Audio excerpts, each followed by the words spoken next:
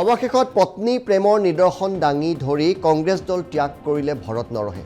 ইপিনে কংগ্ৰেছৰ জ্যেষ্ঠ যিসকল কৰ্মী আছে তেওঁলোকে অভিযোগ কৰিছে যে আপুনি যদি টকা দিব নোৱাৰে তেন্তে কংগ্ৰেছ দলত টিকট নাপায়। আনকি ভূপেন বৰাই হেনো ব্যক্তিগতভাৱেও টকা খোজে আৰু এই মুহূৰ্তত এই টকাৰ বিনিময়ত টিকটক লৈ এটা বিমূৰত পৰিছে কংগ্ৰেছ দল। টকাৰ বিনিময়ত টিকট, এই নীতিৰ বাবে এতিয়া এজন এজনকৈ বিয়াগুম নেতাই কংগ্ৰেছ দল এৰি গুচি গৈছে। দেওবাৰে পদ ত্যাগ কৰাৰ পিছত সোমবাৰে কংগ্ৰেছ দলেই ত্যাগ কৰিলে ভৰত নৰহে। এয়া ভৰত নৰহৰ পদত্যাগ পত্ৰ। মাত্ৰ এটা শাৰী পদত্যাগ, এটা শাৰী লিখি কংগ্ৰেছ দল এৰি দিলে ভৰত নৰহে। ইয়াৰ পূৰ্বে পদত্যাগ কৰিছিল লখিমপুৰৰ শক্তিশালী কংগ্ৰেছী ডক্টৰ পদ্মেশ্বৰ দলে। টিকট দিম বুলি ভূপেন বৰাই তেওঁক মাতি আনিছিল দিল্লীৰ SRC কলেজৰ পৰা, কিন্তু টিকট নিদিলে আৰু ইয়াৰ পিছতেই কংগ্ৰেছৰ বিৰুদ্ধে বিস্ফোৰণ ঘটাইছে এইগৰাকী পদ্মেশ্বৰ দলে। APSCৰ দৰে কেলেংকাৰী চলে হেনো কংগ্ৰেছত। উদয় শংকৰৰ টিকেট পোৱাটোত মোৰ খুব সেইকাৰণে আছে, উদয় শংকৰে টিকেটটো যি ধৰণে পাইছে, এই আপোনালোকে শুনি আছে নহয় APSCত পইচা দি চাকৰি লোৱা কথা বহুতো এৰেষ্ট হৈছে, হয় নহয়? আপোনালোকে নিবিচাৰে, সেইটো ইলিগেল বুলি ভাবে। ঠিক তেনেকুৱা কথা, কংগ্ৰেছ নকৰি বিজেপিত থাকি যদি কংগ্ৰেছৰ টিকেটটো লৈ গুচি যায়, তাৰ মূলতে কি আছে আপোনালোকে অনুমান কৰিব পাৰে। নহ'লে জিতেন্দ্ৰ সিং বা ভূপেন বৰাই একদম মৰি যি নিজৰ গোটেই যিমানবোৰ পজিশ্যন আছে এনডেঞ্জাৰ কৰি তেওঁক প্ৰমোট কৰাত, আমাক চাইড লাইন কৰি আজি কংগ্ৰেছৰ টিকেট এপ্লিকেণ্ট 5জন আছিলে সঁচা কংগ্ৰেছী, তেওঁলোকক আঁতৰাই এই বিজেপিৰ পৰা অহা মানুহজনক যে টিকেটটো দিলে, ক্ষোভটো অকল মোৰে নহয় সকলোৰে থাকিব। ব্যক্তিগতভাৱে 20 লাখ টকা লাগে ভূপেন বৰাক। যেতিয়া মোক দিল্লীত তেওঁ সাক্ষাৎ কৰি পইচা 2 crore মানে তেওঁ মোৰ পৰা যোগাৰ কৰিব পাৰিবনে নাই তেওঁ সুধিব ল'লে, তেওঁ ক'লে মোক 20 লাখ টকা ব্যক্তিগত কাৰণে ঘূৰা ফুৰা কৰিবৰ কাৰণে ইমিডিয়েটলি লাগে, 30 লাখ ৰঙানদীত তেওঁ ইলেকশ্যন খেলিব বুলি ক'লে, আৰু বাকী 1.5 crore টকা তেওঁ পাৰ্টি ফাণ্ডত থাকিব আৰু মই টিকেট পোৱাৰ পিছত তেওঁ খৰচ কৰিম বুলি ক'লে। মই ইমান ইণ্টাৰেষ্ট নিদিলোঁ, মই ভাবিলোঁ মানুহজন চিৰিয়াছ কথা কৈছেনে নে ল'ৰা ধেমেলীয়া কথা কৈছে। মই তাৰপিছত মই ভাবিলোঁ মানুহজনৰ লগত বিশেষ মই কণ্টেক্ট ৰখা বন্ধ কৰিলোঁ। মই ভাবিলোঁ মোৰ প্লেন আকৌ বিফল হ'বলৈ গৈ আছে। মই ইতিমধ্যে গম পাই গ'লোঁ যে নহ'ব। মই 1998ত যেতিয়া ষ্টুডেণ্ট হৈ আছিলোঁ, দিল্লী ইউনিভাৰ্চিটিৰ BA ছেকেণ্ড ইয়াৰৰ ষ্টুডেণ্ট আছিলোঁ, তেতিয়াৰ পৰা মই NSYত একদম এক্টিভলি জড়িত হৈ আছোঁ। আৰু এক্টিভলি জড়িত হৈ মই JNUটো জেনেৰেল ছেক্ৰেটাৰী আছিলোঁ। 2001ৰ পৰা 2004লৈকে মই জেনেৰেল ছেক্ৰেটাৰী আছিলোঁ NSY ইউনিটত। আৰু মই দেশৰ বিভিন্ন ঠাইত কংগ্ৰেছৰ যিমানবোৰ ৰেলী হয় চবত ঘূৰিছোঁ। বিগত এমাহমানৰ পৰা আপুনি হয়তো যেতিয়াই TV খুলিছে তেতিয়াই কোনোবা এজন নহয় এজন কংগ্ৰেছীয়ে দল ত্যাগ কৰা খবৰ পাইছে। কিন্তু এইবাৰ মুখ্যমন্ত্ৰী হিমন্ত বিশ্ব শৰ্মাই ক'লে ভূপেন বৰাই আহি আছে বিজেপিলৈ। মই আগতে কৈছোঁ যে কংগ্ৰেছৰ সকলো মানুহে আজি নহয় কালি আমাৰ তাত আহিবই, গতিকে দুৱাৰ বন্ধ কৰাৰ প্ৰশ্ন নুঠে। মোৰ দুৱাৰটো ভূপেন বৰা পৰ্যন্ত সকলোলৈকে খোলা আছে। হ'ব, নাই তেওঁ আহিবই 100%।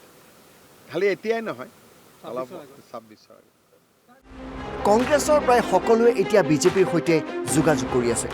কংগ্ৰেছৰ অৱস্থা অতি বেয়া, লোকসভা নিৰ্বাচনৰ পাছত আৰু বেয়া হ'ব।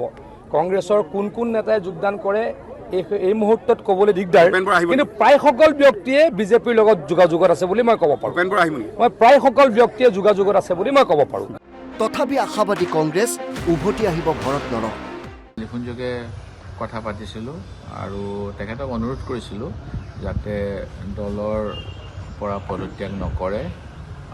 মোৰ সৈতে সেই সময়ত পৱন সিং ঘাটোৱাৰ ডাঙৰীয়াও আছিল আৰু তেখেতেও ভৰত নৰহ ডাঙৰীয়াক অনুৰোধ কৰিছিল যাতে দলৰ ক্ষতি হ'ব পৰা কোনো সিদ্ধান্ত নলয়, কাৰণ দলৰ ফালৰ পৰা নৰদাক যথেষ্ট গুৰুত্ব দিয়া হয় আৰু তেখেত আমাৰ দলৰ এজন অতি জ্যেষ্ঠ নেতা।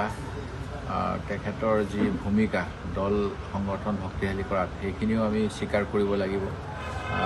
ৰাণী নৰহ ডাঙৰীয়ানীও আমাৰ দলৰ সাংসদ হৈ আছিল, কেন্দ্ৰীয় মন্ত্ৰী হৈছিল, ৰাজ্যসভাৰ সাংসদ হৈছিল এইবাৰ তেখেতসকলৰ ৰাণী নৰদাঙৰীয়ানীৰ প্ৰাৰ্থিত্বৰ ক্ষেত্ৰত দলে এটা সিদ্ধান্ত ল'লে, যিটোৱে স্বাভাৱিকভাৱে ৰাণী নৰদাঙৰীয়ানী আৰু তেওঁৰ সমৰ্থকসকলক কিছু ক্ষোভিত কৰিছে।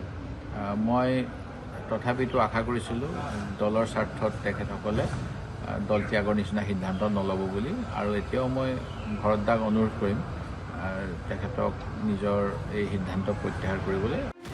কংগ্ৰেছৰ এই দুৰ্দশা দেখি এতিয়া সকলোৱে এতিয়া হলা গছত যেন বাকী গোটাৰ মাৰিছে। কংগ্ৰেছ দলটো একেবাৰে এতিয়া ধূলিসাৎ হৈ গ'ল। অকল ভৰত নৰদাঙৰীয়াই নহয়, বহুতবিলাক ব্যক্তিয়ে আমাৰ ৰাজ্যতো ৰিজাইন দিছে আৰু কেন্দ্ৰতো ৰিজাইন দিছে। ৰাহুল গান্ধীৰ নেতৃত্বৰ ওপৰত মানুহৰ যিটো বিশ্বাস আছিল, বিশ্বাসটো নোহোৱা হৈ গ'ল। আৰু তেওঁলোকে সদায় গান্ধী ফেমিলিটো ইমান ভুল কৰাৰ পিছতো গান্ধী ফেমিলিটোকে ইমান তোষামত কেইজনমান ব্যক্তিয়ে কৰি থাকে যে যি দলত অকল গান্ধী ফেমিলিৰ কৃতিত্ব চলে, তেনে দলত আৰু মানুহ কিয় থাকে? আৰু মুখ্যমন্ত্ৰী ডাঙৰীয়াই যি কৈ আছে ইমান দিনৰ পৰা, এই কথাবিলাক ফলিয়ে আছে। তেখেতেতো সদায় কৈ আছে যে কংগ্ৰেছৰ ভিতৰ চৰত যিমান নেতা MLA যিসকল আছে, এইসকল অধিক সংখ্যক তেখেতৰ নিজৰ মানুহ। আৰু এই কথাবিলাক প্ৰমাণিত হৈ গৈ আছে দিনে দিনে। প্ৰত্যেক মাহৰ ইমূৰে আপোনাৰ কংগ্ৰেছৰ বিধায়ক, নেতা, প্ৰাক্তন মন্ত্ৰী চব বিজেপিত গৈ যোগদান কৰি আছে। আৰু এইটো প্ৰত্যাশিত, এইটোতো একো নতুন কথা নহয়, কাৰণ এই কথাটোতো যোৱা এটা বছৰৰ পৰা যদি আপোনালোকে চায় গৈ আছে কংগ্ৰেছৰ পৰা একফালৰ পৰা। প্ৰথমতে মই উদয়শংকৰ হাজৰিকা ডাঙৰীয়াক মই শুভেচ্ছা জনাইছোঁ। আৰু যাতে টিকেট আৰু পৰিৱৰ্তন হৈ নাথাকে, মোৰতো এতিয়াও অলপমান সন্দেহ আছে, কাৰণ 27 তাৰিখলৈকে নমিনেশ্যনৰ শেষ দিন আছে। তো 26, 27 এতিয়াও কেইবা ঘণ্টাও বাকী আছে। তো মই ভাবোঁ আকৌ বদলি নহ'লে ভাল। অসংখ্যৰ গ্ৰাসত পৰিছে, এয়া তেওঁলোকৰ কৃতকৰ্মৰ ফল। 70টা বছৰ জুৰি ভাৰতবৰ্ষক, অসমক, আমাৰ গ্ৰাম্য অঞ্চলক, দৰিদ্ৰ লোকক, বিভিন্ন জনগোষ্ঠীৰ প্ৰতি তেওঁলোকে যি প্ৰতাৰণাৰ ৰাজনীতি কৰিলে, অৱহেলাৰ ৰাজনীতি কৰিলে, তাৰ ফল আজি তেওঁলোকে ভুগিছে। আৰু ই কংগ্ৰেছ দল ভাঙি খহি ই নিশেষ হৈ যোৱাৰ পথত আগবাঢ়িছে। আজি কোনো ক্ৰেডিবিলিটি থকা, জনগণৰ প্ৰতি দায়বদ্ধতা থকা কোনো ব্যক্তি এতিয়া আৰু কংগ্ৰেছত থাকিব নোৱাৰে। কিন্তু এই সকলোবোৰৰ মাজত আটাইতকৈ ডাঙৰ কথাষাৰ কৈ দিলে হিমন্ত বিশ্ব শৰ্মাই। 2026ৰ আগে খোদ সভাপতি ভূপেন বৰাই হেনো আহি আছে বিজেপিলৈ।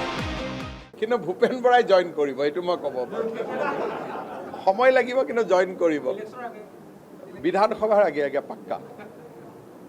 কিন্তু বাকী এইটো জইন হ'বই, সেইটো নিশ্চিত মই ক'ব পাৰোঁ। বাকী জইনিংখিনি আলাপ আলোচনাত এইটো জইনিং হ'বই, মই 100% ক'ব পাৰোঁ। Bureau report NB news.